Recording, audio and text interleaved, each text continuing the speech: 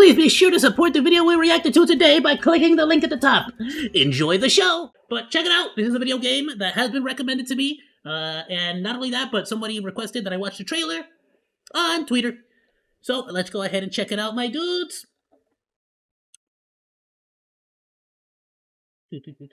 Also, I do kind of genuinely want to play the game. This is called Rise of the Ronin, and this is apparently a video by IGN about how the faction system worked. Let me see if the actual... Hold on. Is there an actual trailer? We saw the trailer, actually, during the Game Awards, I think, right? Didn't we? Well, look, they linked me this video.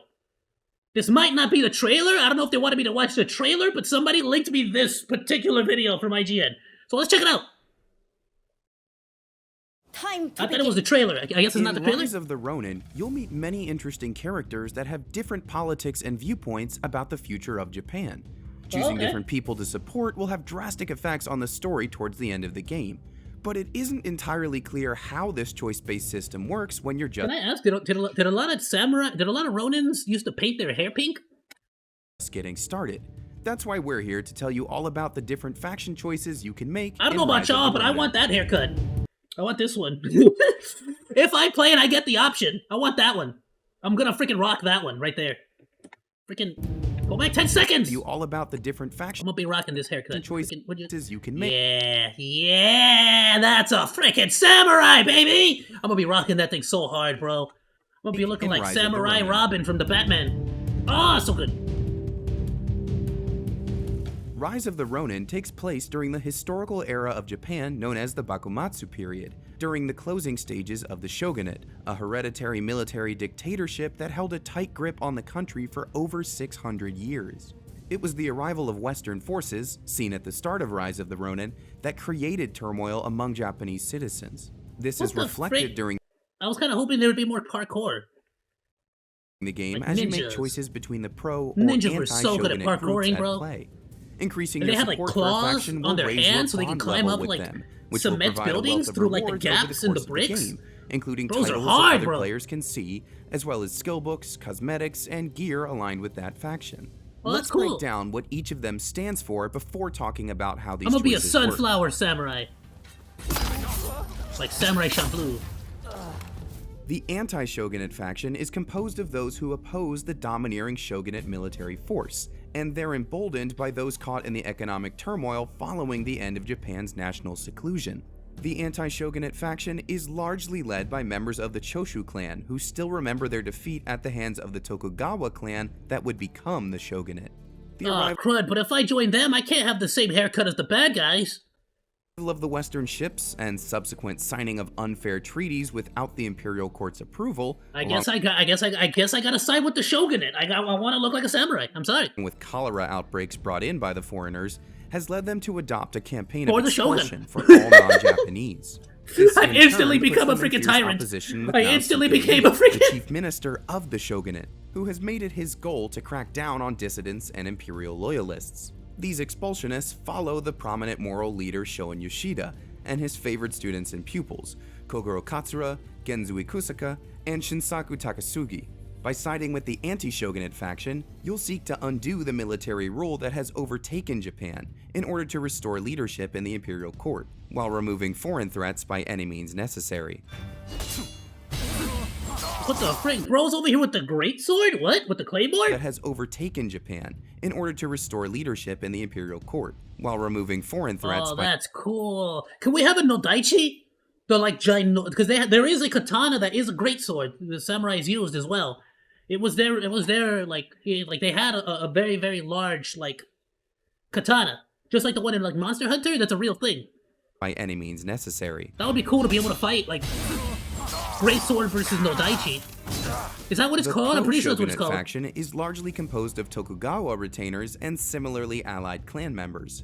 The shogunate rule above even the imperial court and the emperor. Emboldened by the opportunity to establish trade with the outside world, Naosuke Ii has employed spies, ninjas, geishas, and various paramilitary groups to quell any opposition or expulsionist behavior. Similarly, I think that was the it. arrival of That was it. Naosuke It Ii, is. That's a freaking Nodaichi. Ah! It is. the allied Bro, clan I'm hyped. I'm The so shogunate freaking rule hyped. above even the imperial looked court cool. and the emperor. Emboldened by the opportunity to establish trade with the outside world, That's it! That's totally has it! employed spies, ninjas, It geishas, is! and various paramilitary. No, they wouldn't carry it on their back. They would just throw the entire, like, the whole, like, sheath. It would just get thrown to the ground. You could not carry that thing around.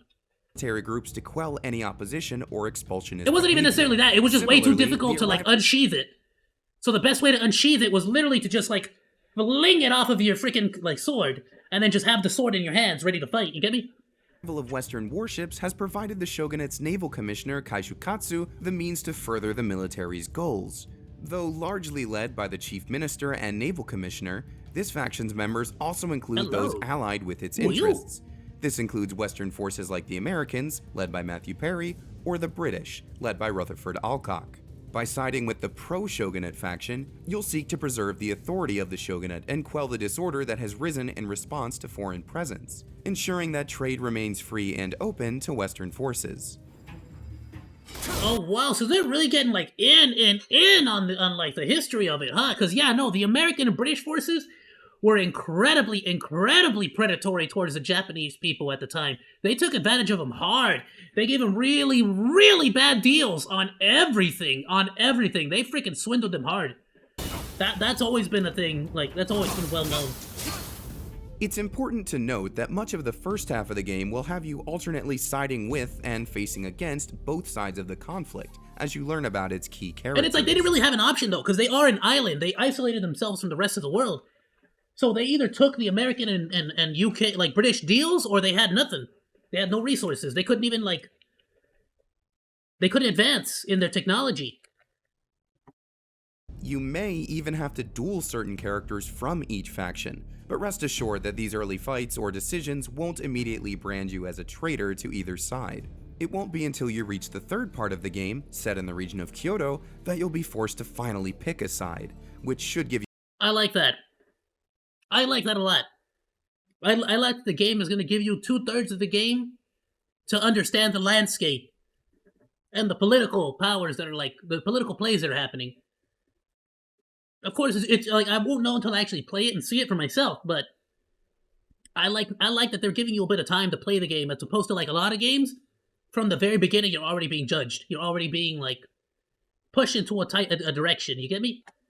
you plenty of time to figure out which faction seems more appealing to you. Best example is Dying Light 2 right now that we're playing.